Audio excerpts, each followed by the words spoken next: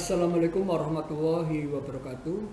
Salam sejahtera dan salam sehat buat Bapak Ibu.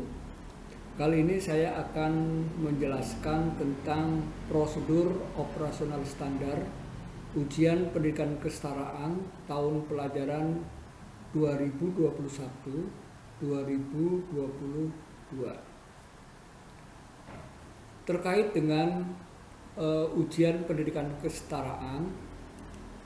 Tentunya Bapak Ibu harus mengetahui dan harus dipahami dan harus dilaksanakan terkait dengan prosedur operasional standar. Baik Bapak Ibu, bagaimana prosedur tersebut di dalam ujian mulai dari peserta sampai kelulusan. Kita buka slide yang pertama adalah peserta ujian pendidikan kesetaraan untuk paket A.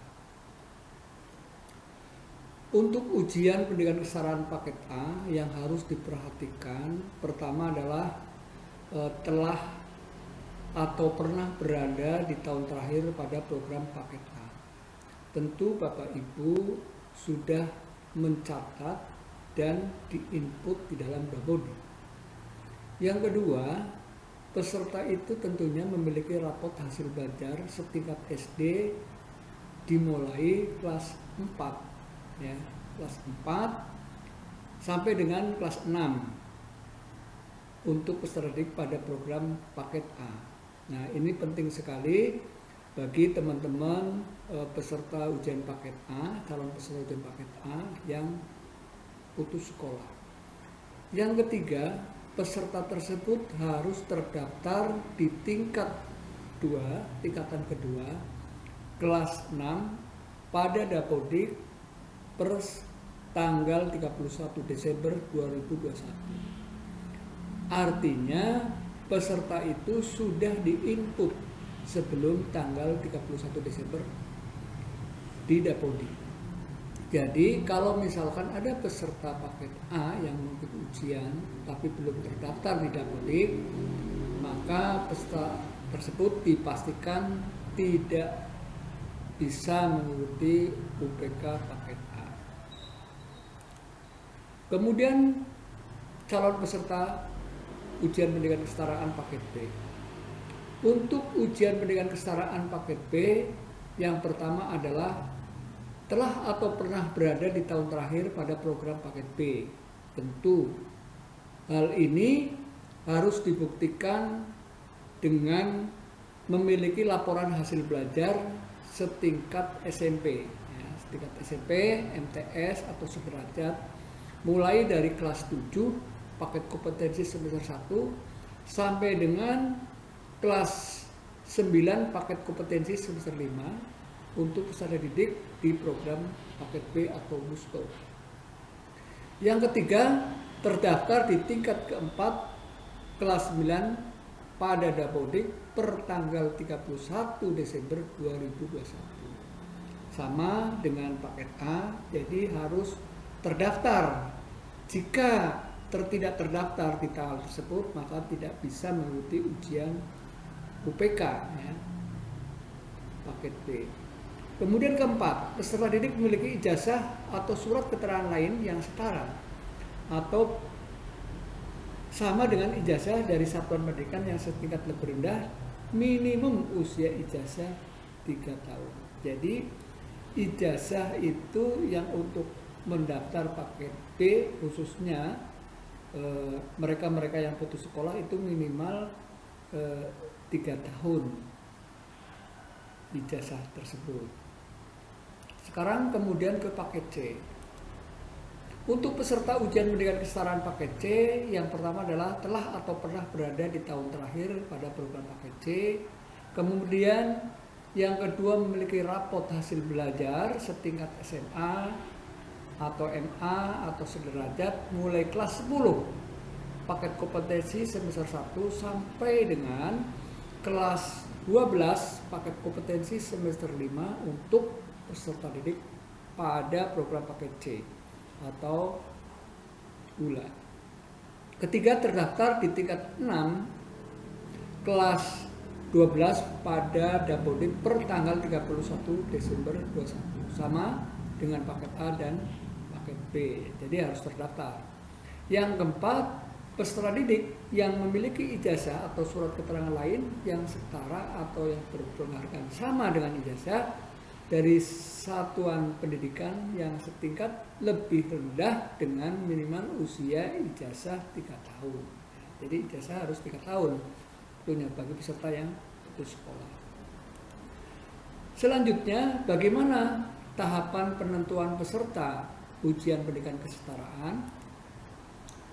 Untuk tahapan penentuan peserta ujian pendidikan kesetaraan, pertama adalah Satuan Pendidikan Penyelenggara UPK melaksanakan pendataan calon peserta berdasarkan Dapodik per tanggal 31 Desember 2021.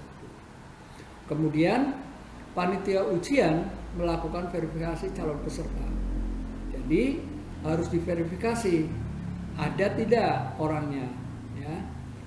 Kemudian kepala satuan atau kepala PKBM melaporkan calon peserta UPK yang sudah diverifikasi kepada Dinas Pendidikan untuk diverifikasi dan divalidasi. Tentunya langkah berikutnya adalah setelah dilaporkan ke dinas melakukan validasi dan verifikasi calon peserta UPK yang telah dilaporkan oleh satuan pendidikan. Kemudian Satuan Pendidikan Penyelenggara UPK menetapkan peserta UPK sesuai dengan hasil verifikasi dinas. Kemudian langkah terakhir, panitia menerbitkan kartu peserta UPK. Selanjutnya, apa syarat penyelenggara UPK? Yang dimaksud syarat penyelenggara adalah satuan pendidikan atau PKBM yang dapat menyelenggarakan ujian pendidikan kesetaraan. Adapun persyaratannya bagi penyelenggara ujian pendidikan kesetaraan adalah Satuan Pendidikan Penyelenggara Ujian UPK sudah terakreditasi berdasarkan keputusan dari Badan Akreditasi Nasional Pendidikan Anak Usia Dini dan Pendidikan Non-Formal. Yang kedua, satuan pendidikan dalam proses pengajuan kembali akreditasi dapat melaksanakan UPK dengan melampirkan surat keterangan proses pengajuan kembali akreditasi. Jadi ini penting, ini bagi lembaga-lembaga yang habis masa akreditasinya dibuktikan dengan surat pengajuan akreditasi kepada BAN, tentunya BAN PAUD PNM. Yang ketiga, Satuan Pendidikan Penyelenggara UPK ditetapkan oleh suku dinas pendidikan kota kabupaten. Artinya penyelenggara ujian pendidikan kesetaraan harus ada ketetapan oleh suku dinas pendidikan kota atau dinas kota kabupaten. Yang keempat, satuan pendidikan yang belum terakreditasi menginduk pada satuan pendidikan yang menyelenggarakan UPK yang ditetapkan oleh suku dinas atau dinas pendidikan kota. Jadi bagi PKBM yang belum terakreditasi itu harus menginduk kepada lembaga yang terakreditasi. Kemudian di dalam penyelenggaraan UPK itu ada kewenangan, baik kewenangan dari dinas pendidikan, dari suku dinas pendidikan wilayah, maupun kewenangan dari PKPM. Kita lihat kewenangan dinas pendidikan. Adapun kewenangan dinas pendidikan dalam pelaksanaan UPK sebagai berikut. Pertama, yang jelas menyusun dan menetapkan juknis UPK di satuan pendidikan di wilayahnya. Kemudian melakukan sosialisasi petunjuk teknis UPK di satuan pendidikan ke Sudin Pendidikan Kota atau Kabupaten Administrasi atau Dinas Kabupaten Kota Wilayah. Kemudian yang ke-C adalah melakukan monitoring evaluasi UPK. Jadi Dinas Pendidikan provinsi maupun kota harus melakukan monitoring dan evaluasi pelaksanaan UPK bersama dengan satuan pelaksana dinas pendidikan kecamatan, pengawas, serta penilai. D. Menerima data peserta UPK hasil verifikasi dan validasi dari suku dinas pendidikan atau dinas kabupaten kota. Selanjutnya, kewenangan dinas adalah mengumpulkan dan menganalisis data hasil UPK di satuan pendidikan.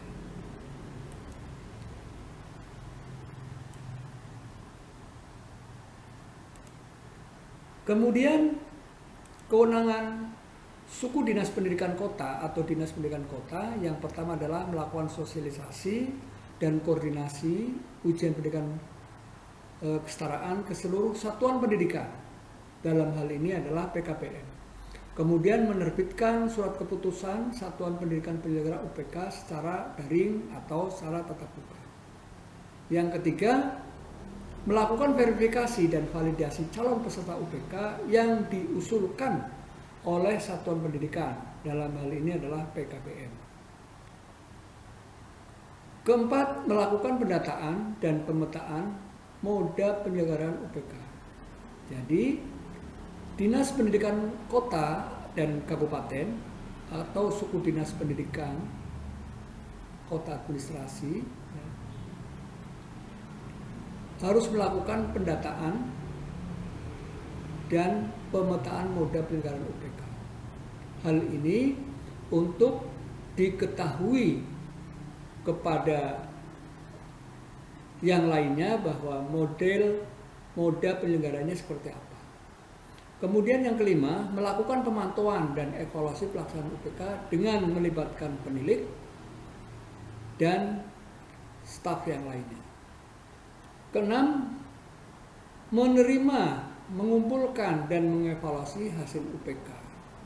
Ketujuh, membuat laporan pelaksanaan UPK di wilayahnya serta menyampaikannya kepada Dinas Pendidikan Provinsi dan Kementerian Pendidikan, dalam hal ini Direktorat Pendidikan Masyarakat dan Pendidikan Khusus melalui tautan https://ringkas.kemdikbud.go.id/laporan UPK 2022. Adapun selanjutnya, di dalam penyelenggaraan UPK ada kewenangan PKPM.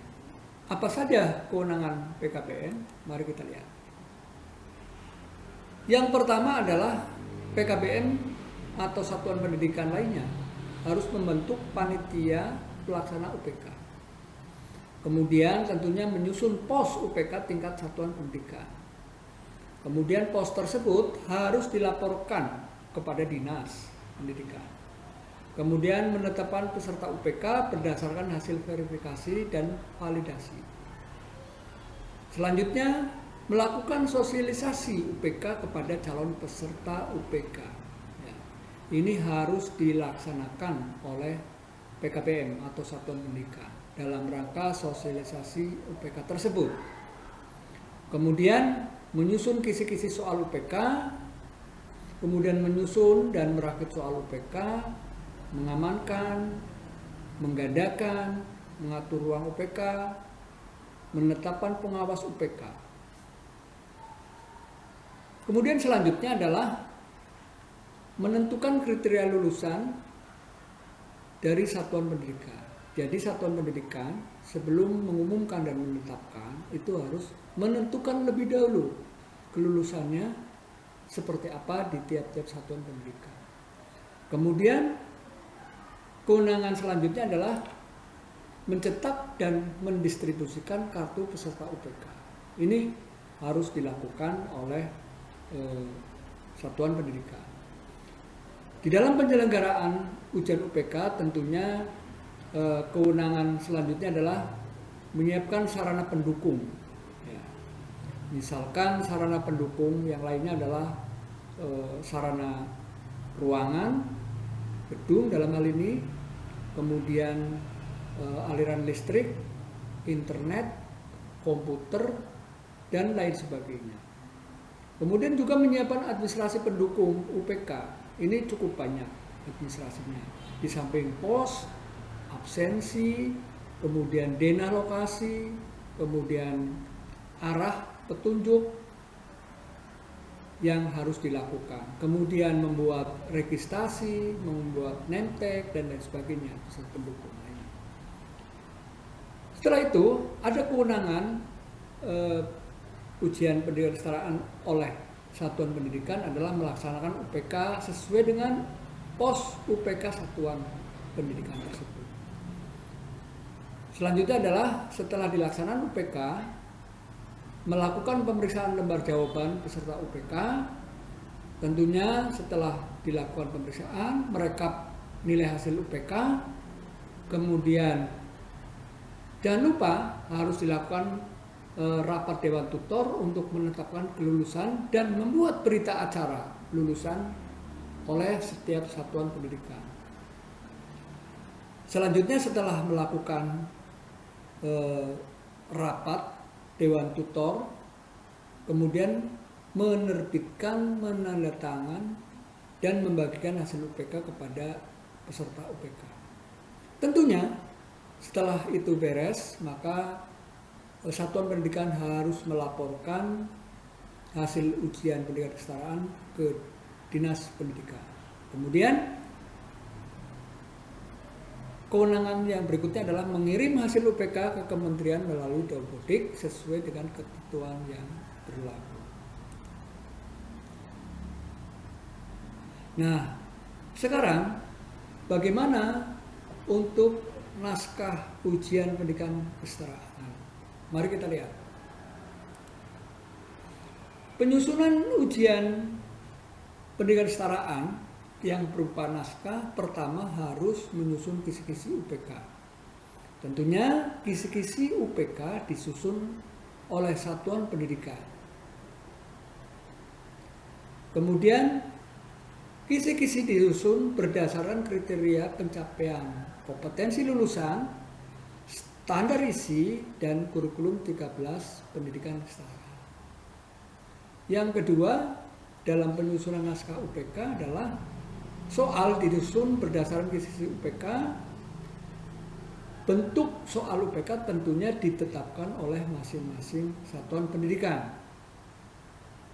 Silakan, bentuknya seperti apa bentuknya esai, pilihan ganda, menjodohkan, dan lain sebagainya, atau dalam bentuk digital atau dalam bentuk paper. Kemudian bentuk soal UPK menggunakan soal tipe AKM, asesmen kompetensi minimal, dalam bentuk pilihan ganda kompleks, menjodohkan, isian, dan urean. Nah, ini tentunya harus dirakit oleh tim penyusun soal di satuan pendidikan. Ini penting, Bapak Ibu.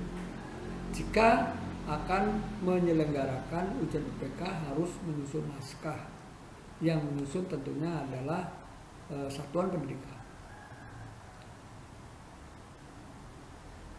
Berikutnya adalah naskah soal dibuat minimal 2 paket.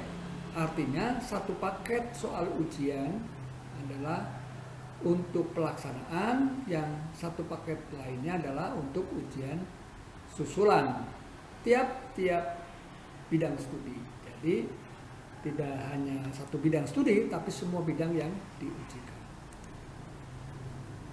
Kemudian yang berikutnya adalah dalam hal penyusunan kisi-kisi dan naskah soal UPK, satuan pendidikan dapat bekerja sama dengan Forum Tutor Pendidikan Kesetaraan Nasional, Forum Komunikasi PKPM, dan atau Pamong Belajar SKB yang dapat difasilitasi oleh dinas.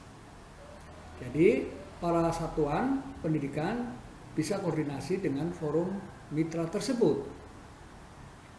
Yang keempat, ujian pendidikan kesetaraan pada mata pelajaran kelompok khusus, pemberdayaan dan keterampilan dapat menggunakan ujian praktek atau portofolio dan bentuk lainnya yang ditetapkan oleh satuan pendidikan.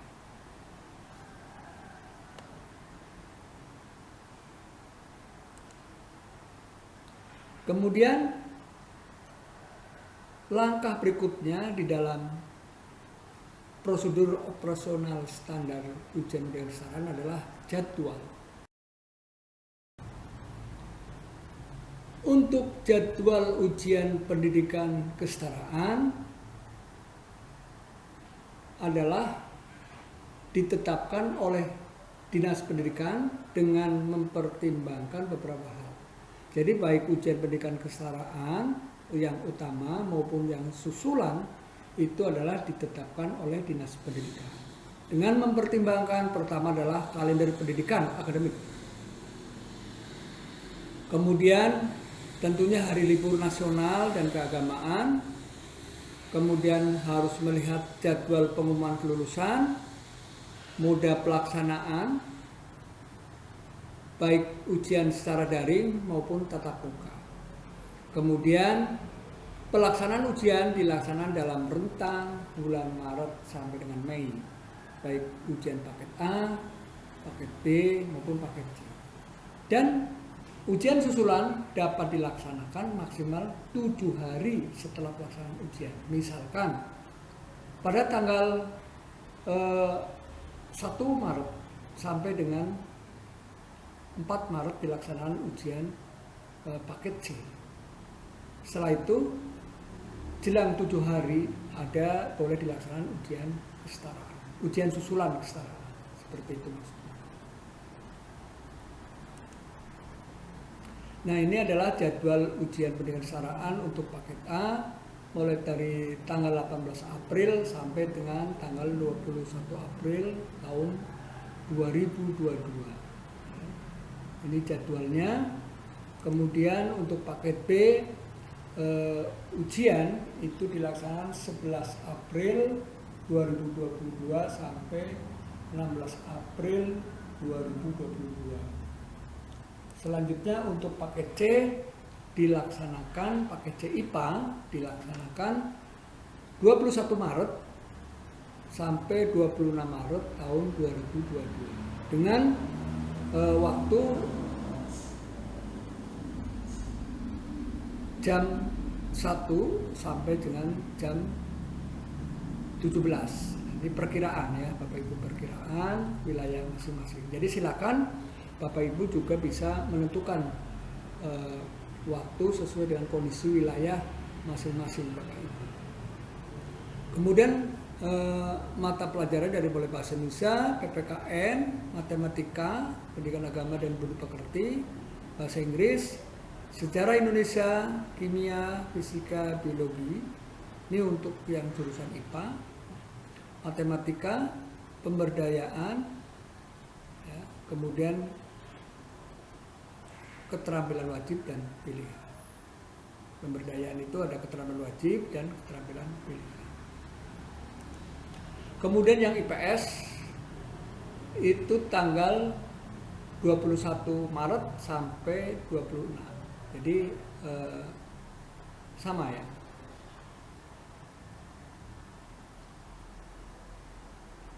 Ya sama. Jadi IPA dan IPS sama waktunya.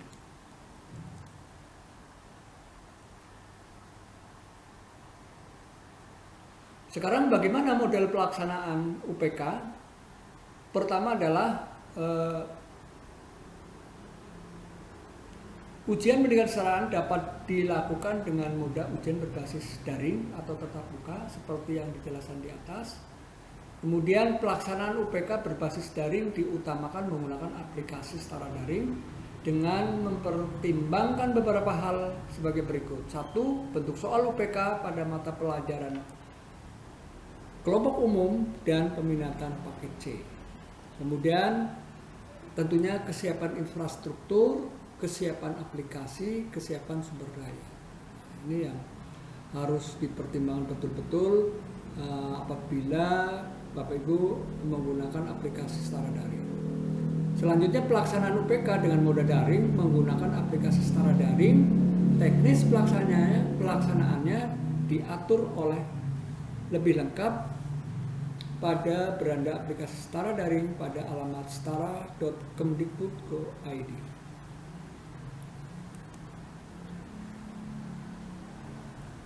Kemudian bagaimana kriteria penetapan kelulusan? Mari kita lihat. Sebelum melaksanakan pengumuman kelulusan oleh satuan pendidikan, tentunya satuan pendidikan harus menetapkan lebih dahulu kriteria kelulusannya. Kemudian setelah ditetapkan kriteria yang ada, misalnya peserta didik harus penyelesaian program pembelajaran dibuktikan dengan rapot, memperoleh nilai sikap dan perilaku minimal, dan mengikuti ujian pendidikan dasar. Baru kriteria kelulusan ini, jika peserta didik mengikuti, baru ditetapkan kelulusan. Gitu. Setelah ditetapkan, wajib satuan pendidikan memasukkan ke dalam Dapodik sebagai syarat memperoleh ijazah. Setelah itu, satuan pendidikan melakukan pengumuman kelulusan peserta didik dilakukan oleh masing-masing satuan pendidikan mengikuti ketentuan peraturan Sekretaris Jenderal tentang ijazah tahun 2022.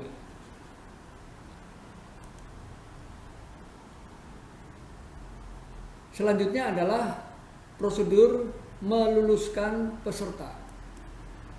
Ini prosedurnya. Jadi di sini ada dua, PKBM yang terakreditasi dan PKBM yang belum terakreditasi. Prosedurnya untuk kelulusan pertama adalah PKBM khususnya yang terakreditasi itu harus menyusun pos lebih dahulu. Kemudian menyusun kisi-kisi soal, kisi-kisi dan menyusun soalnya. Kemudian mengadakan soal, melaksanakan UKP, koreksi hasil UPK. Kemudian setelah ini sudah dilakukan dan sudah ditetapkan, membuat berita acara kelulusan hasil UPK. Yang warna ungu ini adalah lembaga yang terakreditasi. Kemudian lembaga yang terakreditasi itu harus membuat berita acara kelulusan dari satuan pendidikan. Kemudian baru menerbitkan ijazah sesuai dengan ketentuan yang berlaku. Nah, jika Bapak Ibu PKBM yang belum terakreditasi, maka dasar pembuatan berita acara tersebut harus berdasarkan berita acara kelulusan hasil UPK dari PKBM yang diinduki. Ya, PKBM yang menginduk itu harus berdasarkan berita acara hasil kelulusan UPK dari PKBM yang terakreditasi. Jadi kalau dilihat dari yang warna biru, ya, seperti ini, PKBM yang belum terakreditasi harus kerjasama menginduk dengan PKBM yang terakreditasi. PKBM yang terakreditasi harus membuat berita acara, kemudian hasilnya dikirim kepada PKBM yang belum terakreditasi.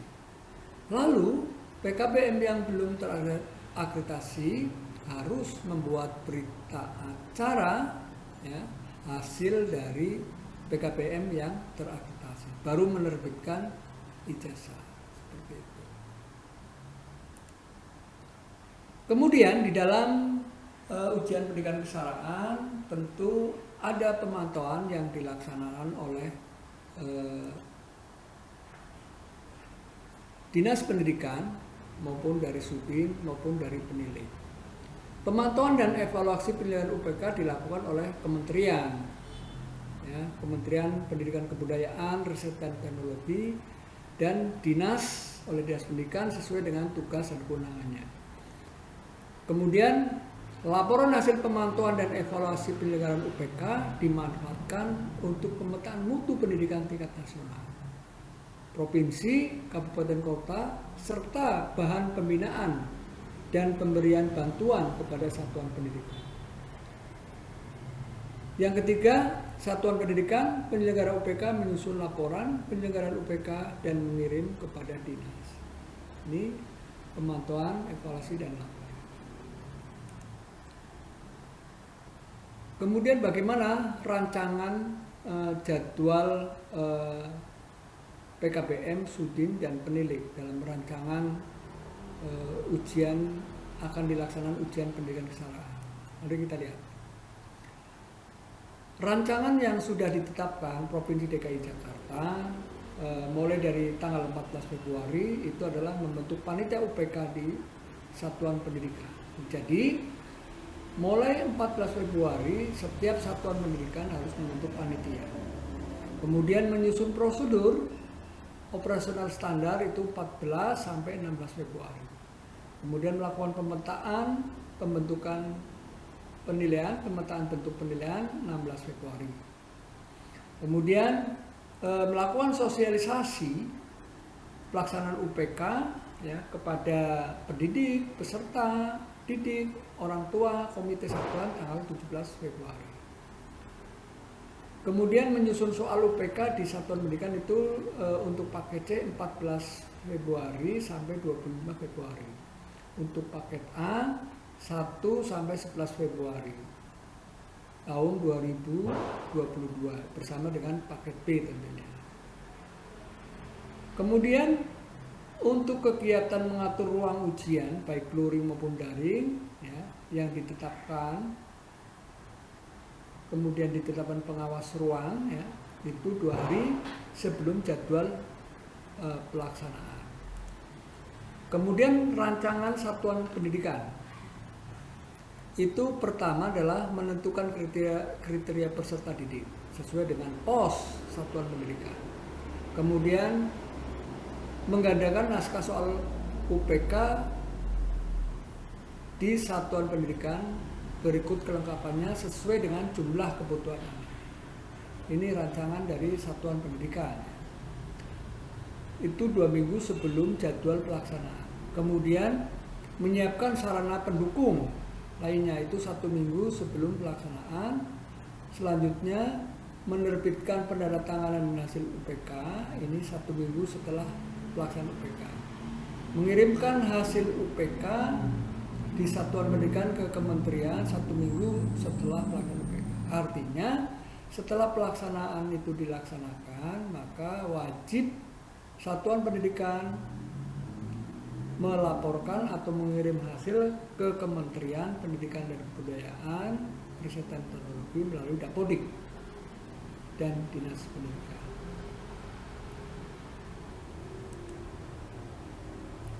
Kemudian rancangan jadwal suku dinas pendidikan kota itu menyesuaikan ya, tanggal 9 sampai 11 Februari itu dilakukan sosialisasi ya, pada hari ini, kemarin hari ini ya.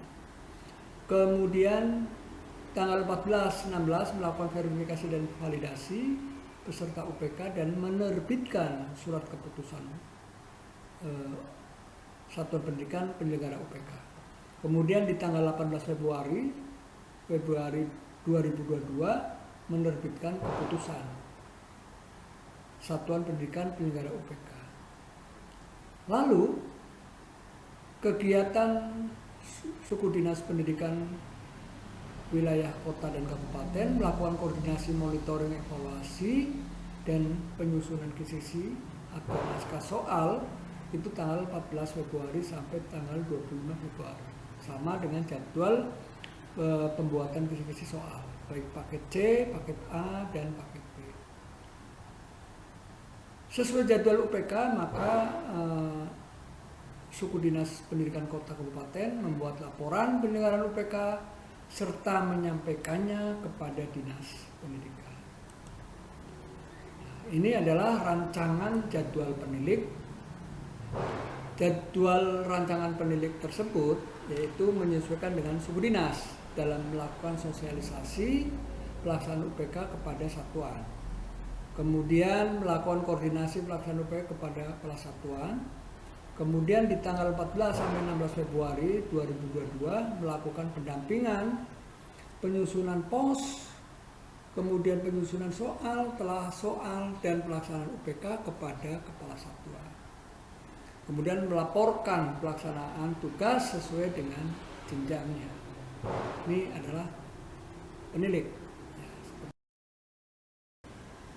Selanjutnya Bapak Ibu, agar lebih tertib dan suksesnya jalannya pelaksanaan ujian pendidikan kesetaraan tahun 2021-2022, maka Bapak Ibu perlu mempelajari kembali pos UPK yang telah beredar di lapangan dari Kementerian Pendidikan Kebudayaan Riset dan Teknologi tertanggal 21 Januari 2022 tentang prosedur operasional standar ujian pendidikan kesetaraan seperti ini.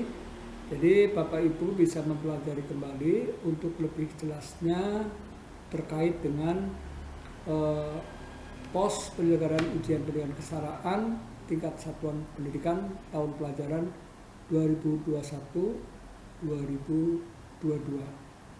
Bapak Ibu, cukup sekian pertemuan hari ini. Assalamualaikum warahmatullahi wabarakatuh.